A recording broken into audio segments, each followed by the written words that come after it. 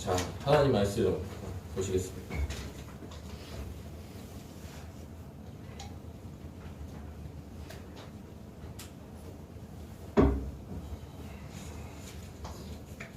자, 신약성경 42쪽입니다. 마태복음 24장 45절부터 25장 13절까지입니다. 마태복음 24장 45절부터 25장 13절까지의 말씀입니다.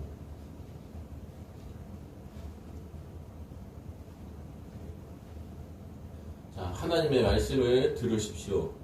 충성되고 지혜 있는 종이 되어 주인에게 그 집 사람들을 맡아 때를 따라 양식을 나눠줄 자가 누구냐? 주인이 올 때에 그 종이 이렇게 하는 것을 보면 그 종이 복이 있으리로다. 내가 진실로 너희에게 이르노니 주인이 그의 모든 소유를 그에게 맡기리라.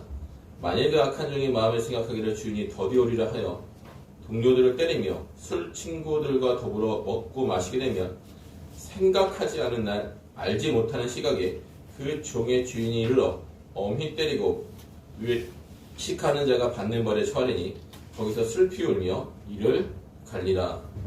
그때 천국은 마치 등을 돌고 신랑을 맞으러 나간 10처녀와 같다 하리니 그 중에 5은 미련하고 5은 슬기 있는 자라.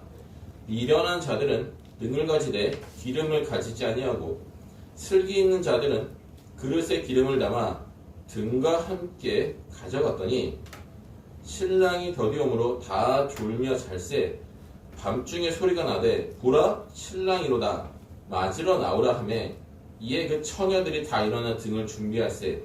미련한 자들이 슬기 있는 자들에게 이르되 우리 등불이 꺼져가니 너희 기름을 좀 나눠달라 하거늘 슬기 있는 자들이 대답하여 이르되 우리와 너희가 쓰기에 다 부족할까 하노니 차라리 파는 자들에게 가서 너희 쓸 것을 사야 하니 그들이 사러 가는 사이에 신랑이 오므로 준비하였던 자들은 함께 혼인잔치에 들어가고 문은 닫힌지라.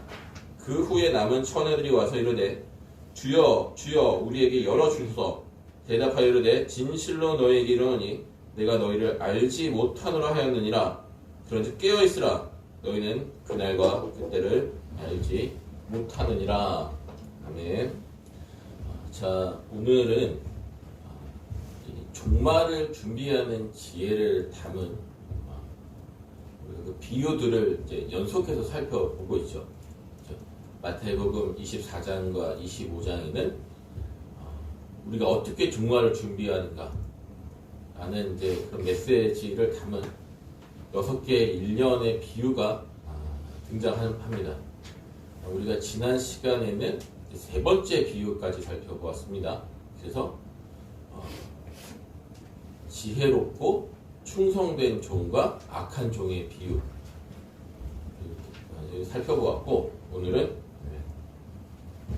4번째 비유인 열처녀 비유, 우리가 너무나도 잘 알고 있고 또 익숙한 비유죠. 열처녀 비유를 좀 심도 있게 살펴보겠습니다.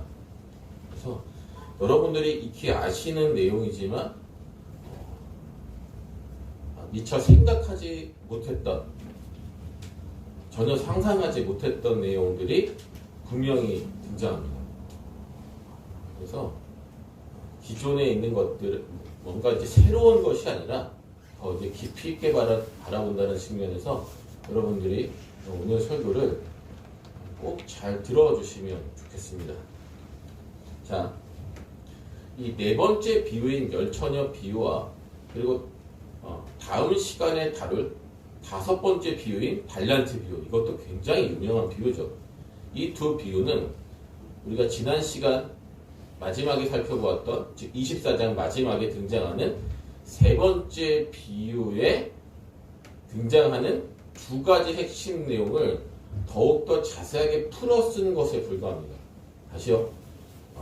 3번째 비유에 등장하는 2가지 핵심 내용이 있는데, 핵심 주제가 있는데, 그거를 자세하게 풀어 쓴 것이 4번째 비유인 열처녀 비유, 그리고 5번째 비유인 달란트 비유입니다. 자, 그렇다면 이 충성되고 지혜로운 종과 악한 종 비유의 두 가지 핵심 주제는 무엇입니까? 첫 번째, 지혜로운 종은, 그래서 종은 이제 정도를 가리키는 겁니다. 지혜로운 종은 자신에게 청지기 임무를 준 주인, 이 주인은 예수님이죠. 그 주인이 언제 다시 올 줄 모르기 때문에 항상 주인, 즉 주인의 복귀를 준비하고 있어야 한다는 거죠. 다시 말해서 재림을 준비하는 성도가 지혜로운 성도라는 겁니다. 언제 이루어질지 모르는 재림을 준비하는 그 행위, 준비하는 것 자체가 지혜라고 하는 것이 바로 오늘 설교에서 다루는 열처녀 비유를 통해서 더 구체적이고 더 자세하게 이제 나타나게 되는 겁니다. 자, 두 번째 주제는 무엇이냐?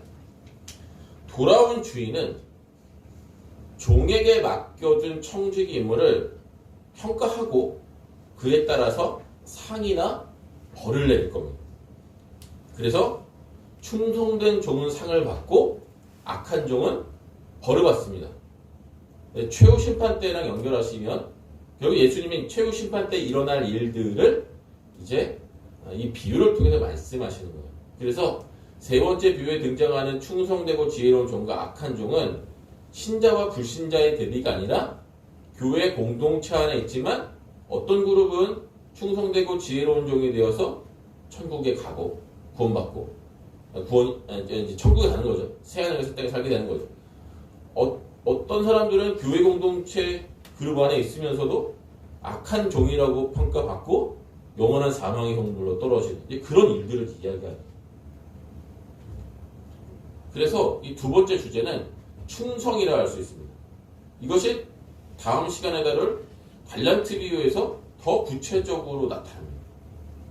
결국에 이 두 비유에서 다루는 지혜와 충성이라는 것은 마태복음 24장 45절에 등장하는 지혜로 충성되고 지혜 있는 종이라는 표현을 더 자세하게 설명한 것에 불과한 거죠. 자, 이제 열처녀 비유를 살펴보겠습니다. 이 비유를 이해하기 위해서는 여러분들이 먼저 고대 유대인들의 결혼 문화, 그 풍습을 어느 정도 아실 필요가 있습니다. 자, 이스라엘 땅이 위치한 중동 지역, 낮의 기온이 어떨까요? 네, 말도 못하게 뜨겁겠죠. 사막 지역 아닙니까? 제가 이제 중앙아시아에 이제 선교를 간 적이 있는데, 카자흐스탄이라고 하는 나라를 이제 여러분 들어보셨을 겁니다. 거기도 사막 비슷한 지형이 있습니다. 사막이라기보다는 성경이 말하는 광야, 모래사막이 아니라 이스라엘 광야 땅과 똑같은 광야 지역이 있는데, 한낮의 기온이 53도 이렇게 올라갑니다. 그래서 차를 타고 가면 아스팔트가 다 녹아서 차 밖에 들러붙어요. 그래서 이제 그 아스팔트 조각들이 차의 아랫면을 계속 이제 때려서 낮에 가면 두두두두 하는 소리가 납니다. 실제로 계란을 깨서 놓으면은 계란이 익는다고 합니다. 몇 분 안 돼서. 그런 게 이제 중동 지역의 날씨입니다. 낮에 뭔가를 하는 게 거의 불가능한 날씨죠. 그래서 이 결혼식을 밤에 했습니다. 그래서 밤은 이제 온도가 많이 낮아지거든요. 이 결혼식 당일이 되면 신랑의 집에서는 이제 혼인잔치를 준비합니다. 혼인잔치는 보통 동네 잔치가 되는데 일주일씩 아주 크게 떠들썩하게 합니다. 준비할 게 많이 있겠죠. 신랑은 이제 밤이 되면, 결혼식 당일 밤이 되면 신부를 데리러 갑니다. 그래서 이제 신부를 다시 자기 집으로 데려와서 일주일 동안 혼인잔치를 하고 나면 이제 결혼식이 완전히 끝나는 거예요. 자, 그런데 신부를 할 때 오늘날에도 이제 좀 어떤 부족들은요, 집참금 제도라는 게 있습니다. 여성분들에게는 굉장히 모욕적인 이제 표현이 되는데, 한마디로 돈을 지불하고 신부를 사오는 그런 개념 같은 겁니다. 집참금이라고 신부값. 네. 근데 고대 이스라엘에 그런 개념이 있었습니다. 그래서 신랑이 신부를 이제 데리러 가면 그냥 이제 하는 것이 아니라 신부 아버지에게 적절한 신부 값을 지불해야 합니다. 네. 거기서 이제 허락이 나면 이제 신랑 집으로 데려올 수가 있는데, 이제 문제가 이제 뭐냐면, 그 종종 신부 측에서 내 딸을 데려가는데 돈을 이거밖에 안 가져왔냐 라고 하면서 받기를 거절하는 경우가 이제 종종 생겼다고 합니다. 그러면 신랑은 어떻게 할까요? 아니, 이렇게나 많이 가져왔는데 이걸 적다고 하시면 섭섭하지 하면서 신랑이가 벌어지는 거예요. 고성이 오고 가기도 하고, 언쟁이 벌어지고, 신랑이가 오고 가고, 지루한 협상이 이제 일어나기도 한답니다. 뭐 아쉬운 건 신랑 측이죠. 그렇죠. 이제 사랑하는 신부를 데려오려면 어쨌든 신부 아버지 마음에 딱 드는 액수를 가져야 되니까, 이제 그런 신랑이를 버리다가 잘 되면 다행인데 안 되면 어떻게 합니까? 집으로 가서 다시 신부 아버지가 원하는 만큼의 액수를 가져야 되는 거예요. 자, 그래서 신랑이 신부를 데리러 오는 것이 기약 없이 늦어지는 경우가 종종 발생했답니다. 자, 그래서 이제 한 가지 더 중요한 이제 사람들이 등장하는데, 들러리가 있습니다. 오늘 비유의 주인공들이죠. 보통 신부의 친구들, 결혼하지 않은 이제 처녀들이 이 들러리를 맡았는데, 이들은 굉장히 중요한 역할을 했습니다. 먼저 횃불을 준비합니다. 개역개정에서는 등불이라고 되어 있는데, 고대 이스라엘 결혼식에서 등불과 횃불을 다 같이 썼다고 합니다. 그런데 이제 이 본문의 배경을 보면 횃불이 더 맞다고 이제 많은 학자들이 그렇게 이야기합니다. 횃불 아시죠? 긴 나무 막대기가 있고 끝에다가 천 같은 거를 두릅니다. 그리고 기름을 발라요. 그리고 불을 붙이면 이 나무 막대기나 천이 타는 것이 아니라 기름이 탑니다. 그렇게 해서 불을 밝히는 게 횃불이죠. 자, 신부 들러리들이 횃불을 준비합니다. 왜 필요할까요? 결혼식이 밤에 이루어지는데, 오늘날과 같이 고대 이스라엘에서 무슨 가로등이 있겠습니까? 칠흑같이 어두운 모양입니다. 그래서 신부 들러리들이 신랑이 신부를 이제 자기 집으로 데리러 갈 때 횃불을 들고 에스코트를 하는 겁니다. 또 하나 중요한 역할인데, 밤에 사람들이 몰려다니면 야생 짐승들의 습격을 받을 위험이 있다고. 그런데 이제 짐승들이 이제 불을 무서워하니까 여러 사람들이 불을 들고 있잖아요. 짐승들이 접근을 못한다면 그런 역할을 있었어요. 그리고 혼인잔치 때 흥을 돋구기 위해서 춤을 추기도 하고, 어쨌든 신부의 들러리들이 뭐 오늘날 결혼식에서는 그냥 사진 찍고 말죠, 그죠? 그렇게 크게 하는 역할이 없는데, 이때는 굉장히 중요한 역할들을 했습니다. 어쨌든, 자, 이제 이러한 배경 속에서 본문을 이해합니다.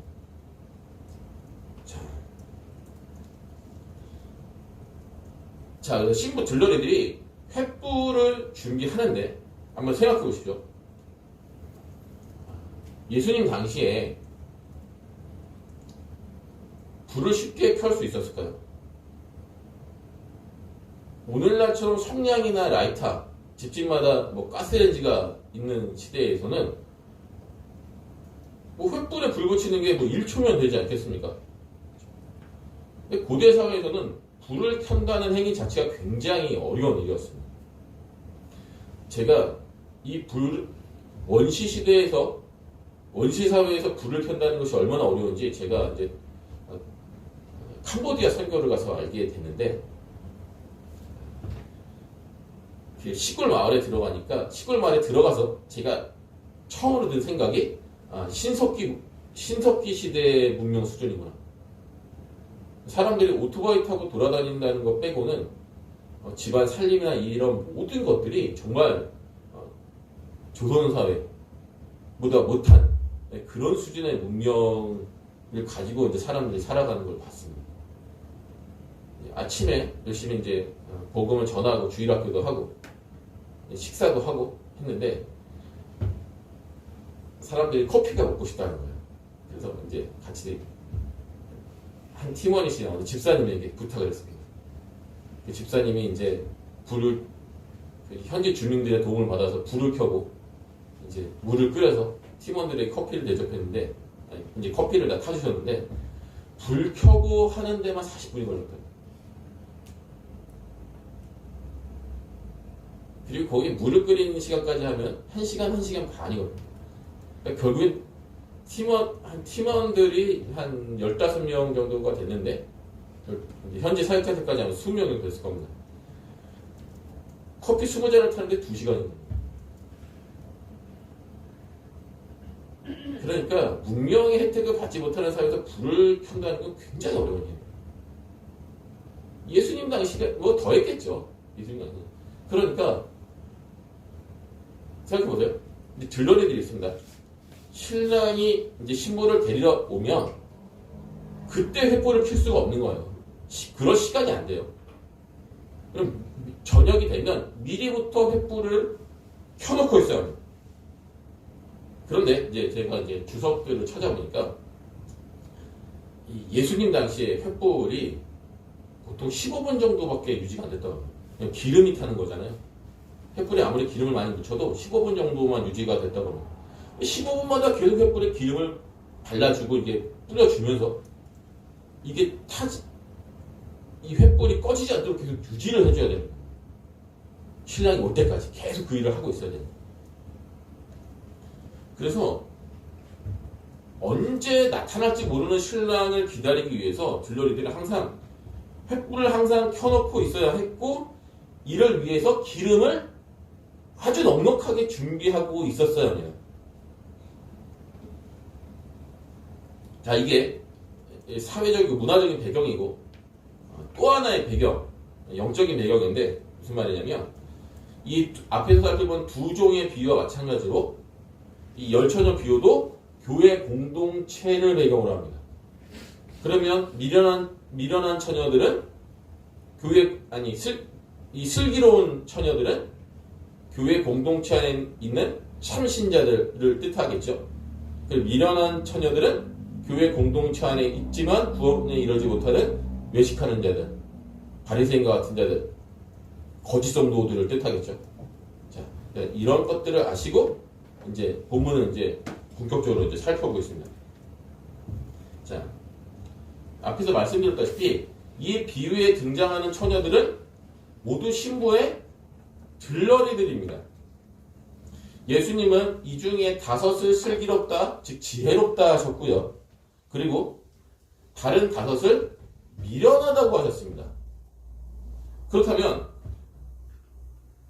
10명의 처녀는 다 신부의 친구이고 들러리들인데 왜 두 그룹으로 나뉘었냐 이 말입니다.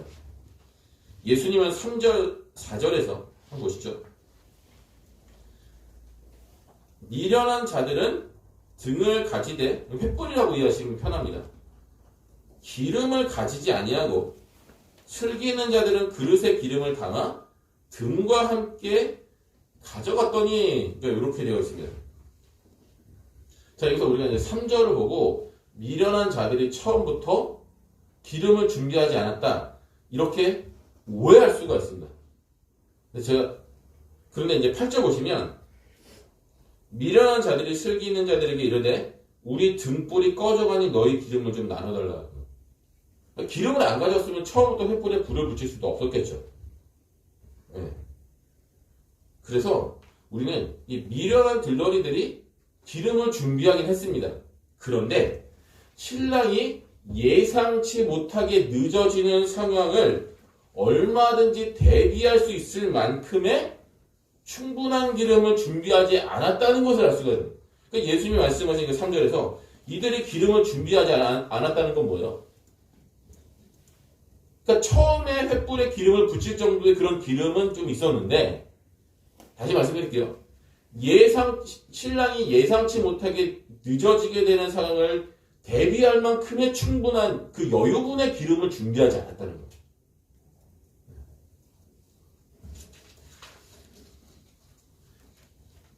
이런 가정을 해볼 수 있습니다. 만약에 신랑이 제때에 그냥 이제 한 초저녁쯤에 이렇게 저녁쯤에 이제 신부의 집에 도착했다. 그러면 이 미련한 자들은 여유분의 기름을 준비하지 않았죠. 그래도 자기 역할을 충분히 했을 겁니다.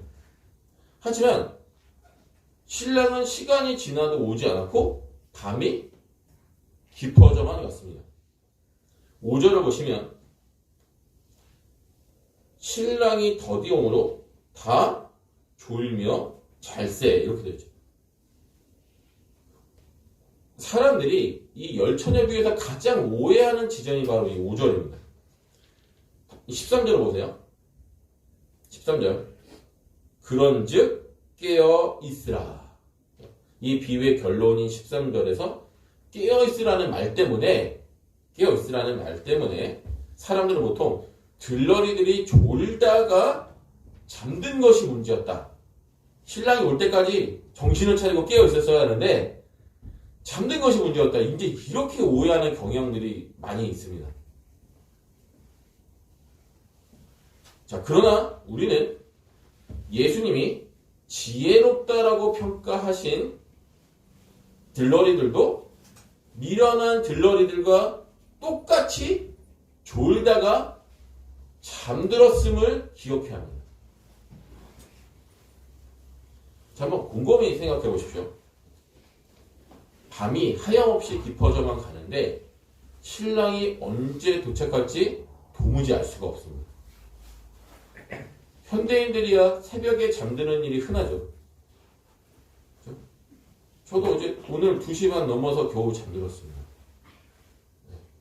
제가 요즘 또 불면증이 있어서 그냥 말이 나온 김에 좀 기도를 부탁드리겠습니다. 어쨌든 현대인들은 뭐 늦게 자는 것이 또 이제 저처럼 뭐 불면증에 좀 시달리고 하는 것들이 이제 흔한 일이죠. 그런데 고대 사회 생각해 보십시오. 아니 당장 이 시골만 가도 여러분들이 사람들이 얼마나 일찍 자는지 알 수 있습니다. 시골 해 떨어지면 그냥 잡니다. 8시, 9시면 다들 주무시는 거예요. 옛날에 TV도 없고 인터넷도 없고 가로등도 없고 뭐 집안에 뭐 겨우 그죠? 뭐 촛불 같은 거 등불 하나 놓고 살아가는 그런 고대 사회에서 사람들이 늦게 잘 이유가 전혀 없습니다. 그러니까 해 떨어지면 그냥 잠드는 것이 이 사람들의 일상이었다는 거죠. 그런데 신랑이 지금 어떻죠? 밤이 깊어져 가는데 오질 않습니다. 일찍 잠드는 것이 습관인 사람, 평생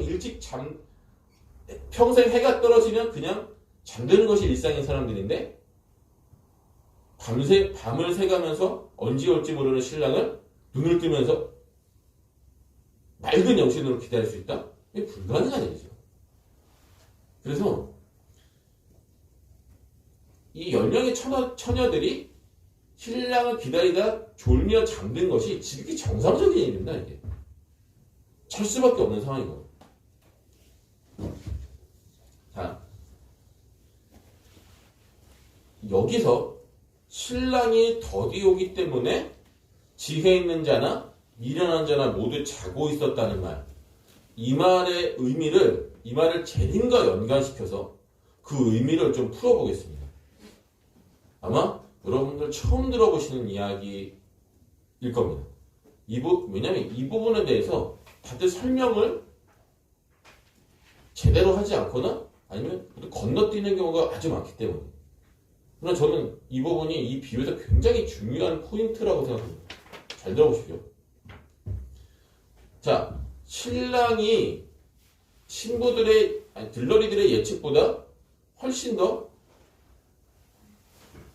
늦게 왔죠. 어쨌든 신랑이 오긴 왔는데 다 졸며 잠들었을 때 왔잖아요.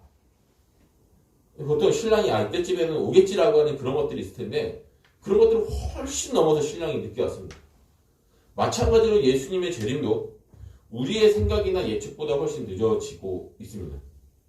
예수님 승천하신 지 2000년이 가까이 되어 가는데도 아직도 안 오시고 있죠. 그렇죠? 게다가 우리는 재림의 시기를, 재림의 징조들을 알 수 있는데 재림의 구체적인 시기들은 절대로 추측할 수 없다. 예수님이 그렇게 계속 말씀하셨습니다. 자, 만약에 예수님의 재림 시기를 우리가 조금이라도 예측할 수 있다고 한다면 세상에 무슨 일이 벌어질까요? 다시요. 우리가 예수님의 재림 시기를 대략 뭐 한 30년, 50년 안쪽으로 해서 오차 범위가 이제 그 정도 된다고 이제 가정을 해보겠습니다. 그 정도로 해서 어느 이렇게 예상을 할 수 있다라고 생각한다면 어떤 일이 벌어질까요? 자, 30년 안에 예수님 확실히 오신다. 여러분들 어떻게 사시겠습니까? 어떻게 사실까요? 네? 적어도 지금보다는 훨씬 더 거룩하고 경건하게 사시려고 하시겠죠. 네. 만약에 예수님의 재림 시기를 5년 안쪽으로 예측할 수 있다.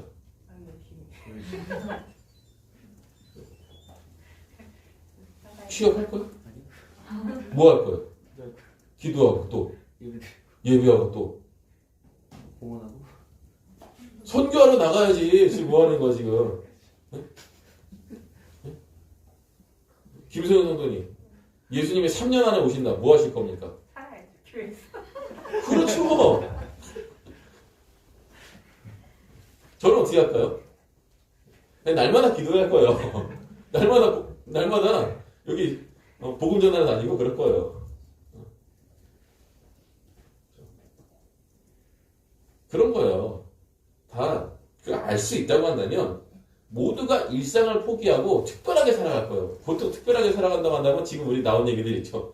맨날 기도하고 예배하고 계속 할 수 있는 대로 복음 전하고 재단 다 처분해서 선교하러 나가고 이제 3년 뒤에 세상이 끝나는데 뭐 취업하고 뭐 가정생활하고 이게 무슨 의미가 있습니까? 다 나가야죠. 어떻게든 예수님 눈에 잘 보여야죠.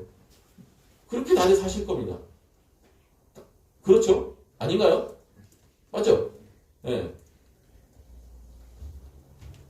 자, 그런데 언제 오실 줄 우리가 압니까? 몰라요.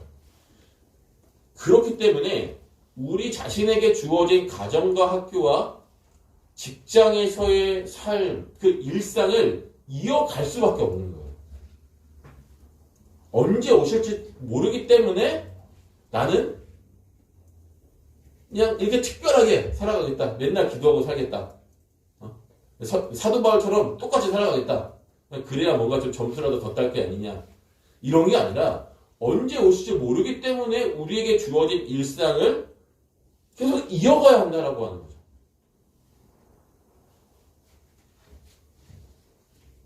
그래서 모두 자고 있다는 말은 잘 들으십시오.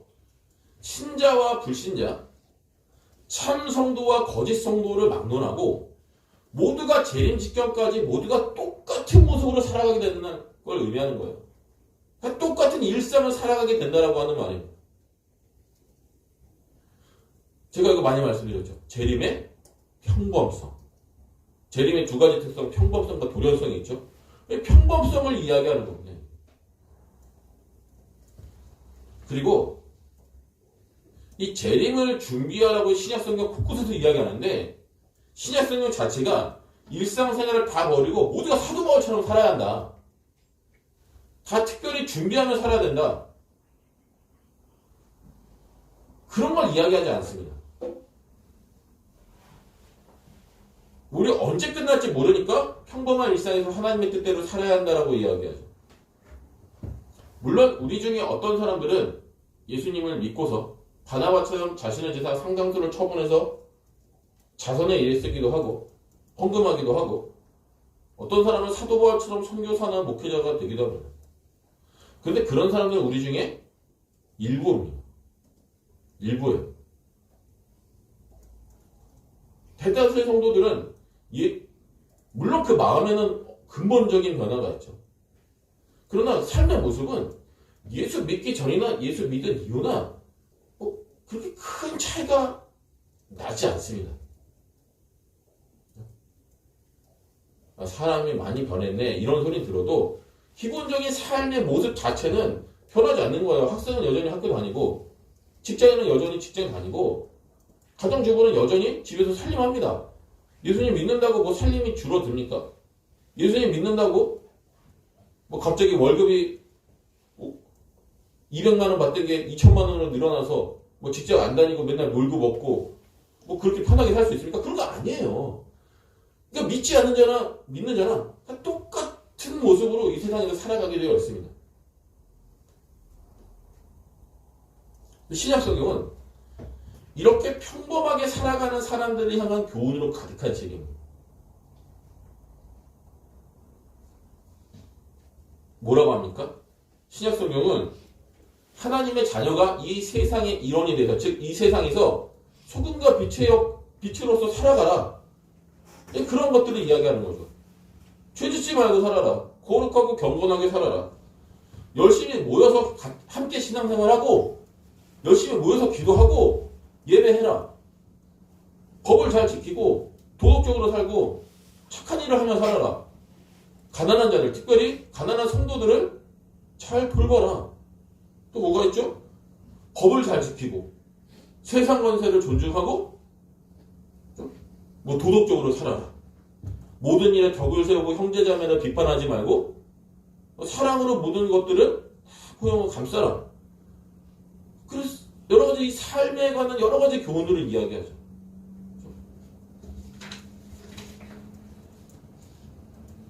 그래서 모두가 다 바나바처럼 재산을 처분하고 모두가 사도 바울처럼 살아야 한다라고 이야기하는 건 그 사이비 종말론에서 하는 이야기.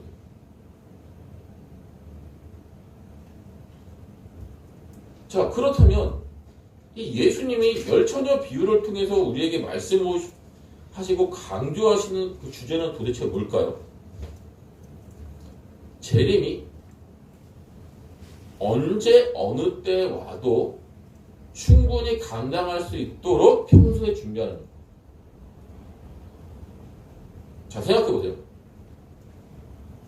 하필이면 들러리 모두가 잠든 때에 맞춰서 신랑이 도착했습니다. 하필이면 신랑이 도착한 때에 맞춰서 여유분의 기름 그릇을 준비하지 않은 이 미련한 들러리들의 횃불이 꺼지려고 했습니다. 아주 공교롭죠. 미련한 들러리들은 이제 횃불에 뿌려놓은 기름이 다 떨어져서 불이 꺼지려고 하는 걸 보고 이 지혜로운 들러리들에게 그 여유분의 기름을 좀 나눠달라고 했죠. 그런데 이 지혜로운 들러리들이 딱 보니까 그걸 나눠주면 신랑의 집까지 에스코트 해가는데 에스코트 할 만한 기름이 안 됩니다. 그래서 거절했죠. 미련한 들러리들이 서둘러 기름을 사러 간 사이에 마침 신랑이 도착했습니다. 그 신랑은 신부와 또 여유분의 기름을 준비한 지혜로운 들러리들을 데리고 신랑의 집으로 갔습니다. 문은 닫혔고 혼인잔치가 시작됐습니다. 뒤늦게 기름을 준비한 이 미련한 들러리들은 혼인잔치에 들어가고자 했습니다. 그런데 이미 문은 닫혔고 문을 열어줄 사람인 신랑은 그들의 요청을 거부했죠. 그래서 교회 공동체 안에 있으면서도 재림을 믿지 않고 평소에 준비하지 않는 자, 다시 말해서 끝까지 회개하지 않고 예수님 믿기를 거부하고 성도답게 살지 않는 소위 위선자들, 거짓 성도들은 절대로 천국 혼인잔치에 들어갈 수 없는 것을 예수님이 지금 말씀하시는 거예요.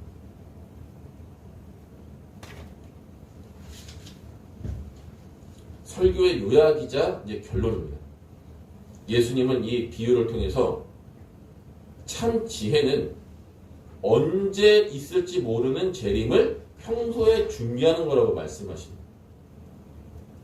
이것이 깨어있는 것이다라고 말씀하십니다. 만약에 언제 오실 줄 알면 모두가 어지간하면 다들 잘 준비하겠죠. 나는 그냥 지옥 갈래. 이렇게 마음먹은 사람 빼고는 예수님 뭐 3년 안에 10년 안에 오신다고 하면 다들 얼마나 잘 준비하겠습니까? 그런데 예수님이 언제 오실 줄 모르니까 우리는 우리에게 주어진 일상을 그대로 살아갈 수밖에 없고, 그리고 이렇게 일상 속에서 하나님의 뜻을 행하며 살아가는 것이 바로 하나님의 신약 성경을 통해서 우리에게 원하시는 바라는 거죠. 다시 말씀드리지만 신약 성경은 우리 모두가 사도 바울처럼 살아야 한다. 모두가 다 선교사가 되고 목회자가 되어야 한다.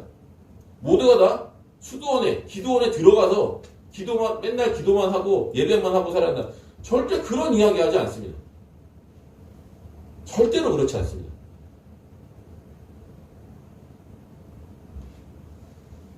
우리에게 주어진 일상을 그냥 잘 살아가라고 이야기합니다. 특별하게 무언가를 하는 게 아니고 일상에서 평소에 재림을 준비하라고 말합니다. 지금 수민이는 재림을 어떻게 준비하면 되는 거죠? 학교에서 학생답게 살고 집에서 부모님께 효도하고 순종하는 딸로 살면 되는 거예요. 그게 재림을 잘 준비하는 거예요. 물론 그 가운데서 죄 짓지 않는 게 아주 중요한 포인트가 되는 거죠. 예수님 잘 믿는 건 이제 기본이, 예수님을 믿는 건 기본 전제가 되는 거고. 지금 하나님께서 수민이한테 너 당장 선교사로 헌신해서 중동으로 가라. 중국으로 가라. 그런 거 이야기하시지 않습니다. 물론 그런 걸 그렇게 하시는 경우가 있지만 지극히 소수라. 거의 없습니다. 많지 않습니다. 김성희 성도님 자녀들이 셋인데 또 당장 집안일 정리하고 저기 남미 오지로 선교 가라. 왜 그렇게 안 하신다는 거예요?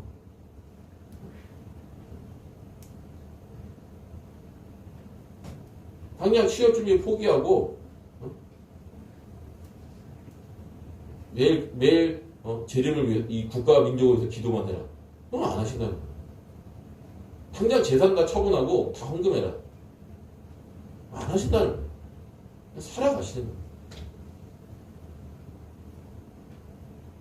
그렇다면 누가 평소에 재림을 준비합니까? 잘 들으십시오. 예수님의 구세주 되심, 예수님의 십자가와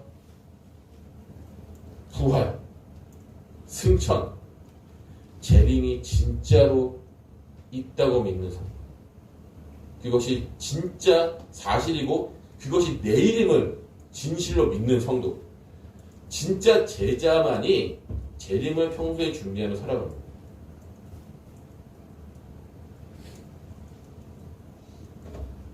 예수님과 예수님이 하신 모든 일을 진실로 믿으시고 오늘 당장이라도 예수님이 오셔서 내 인생 전체를 평가하신다고 생각하시고 그렇게 하루하루를 살아가는 거예요. 그렇게. 이것이 재림을 준비하는 지혜고 구원에 이르는 길이라고 하는 것입니다. 그래서 한 가지만 좀 첨언을 하면 우리가 종말의 9가지 징조를 보고서 예수님의 재림이 머지 않았음을 우리가 알 수 있다라고 했지만 예수님은 우리가 거기서 한 발짝 더 나아가서 예수님이 30년 안에 오시겠네. 뭔지 이런 식으로 어떤 특정한 시기를 예측하는 그 자체를 절대 하지 말라고 하셨다는 사실을 우리가 절대로 놓치지 말아야 돼요. 다만 종말의 9가지 징조를 보면 어떤 걸 생각해야 한다고요? 오늘 당장이라도 예수님 오실 수 있음을 기억하고 나에게 주어진 하루를 잘 살아야 되는 거죠. 각자의 자리에서 하나님의 자녀답게 날마다 살아가는 것. 그게 재림을 준비하는 지혜라고 하는 겁니다. 우리 기도하겠습니다.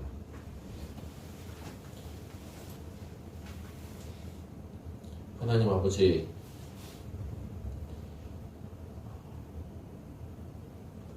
우리에게 재림을 준비하는 지혜가 무엇인지를 말씀하여 주셨습니다. 이 어두운 세상 가운데서 예수님이 오늘 당장이라도 오실 수 있음을 늘 염두에 두고 나에게 주어진 일상을 충실하게 하나님의 자녀답게 거룩하게 경건하게 성도답게 살아가는 그것이 재림을 평소에 준비하는 최고의 지혜로운 방법임을 우리가 이 시간 살펴보았습니다. 하나님 아버지, 우리는 마치 주님이 오시지 않을 것처럼, 그래서 주님이 내 인생을 평가하시는 것이 아니라 주님이 눈 딱 감으시고 나를 아무 말 없이 구원해 주실 것처럼 우리는 그렇게 재림에 대해서, 마지막 심판에 대해서 아니란 자세로 생각하며 그렇게 오해하며 살아갈 때가 너무나도 많이 있습니다. 예수님이 내 인생을 공의로 평가하신다는 사실, 이 놀랍고 무서운 사실을 우리가 기억하지 못하기 때문에 주님이 오늘 당장이라도 오실 수 있다는 그 사실을 우리가 평소에 전혀 생각하고 있지 않기 때문에 우리는 마치 주님이 안 오실 것처럼, 주님이 없는 것처럼 살아갈 때가 너무나도 많이 있습니다. 이 재림에 관한 예수님의 교훈들을 살펴보면서 우리가 성경이 말하는 올바른 정말 의식을 가지고 우리가 기쁜 마음으로 마라나타 아멘 주 예수여 오시옵소서 하는 마음을 날마다 마음에 품고 날마다 거룩함과 경건함과 신실함 가운데서 살아가는 사람이 될 수 있도록 은혜를 베풀어 주시옵소서. 예수님의 이름으로 기도합니다. 아멘.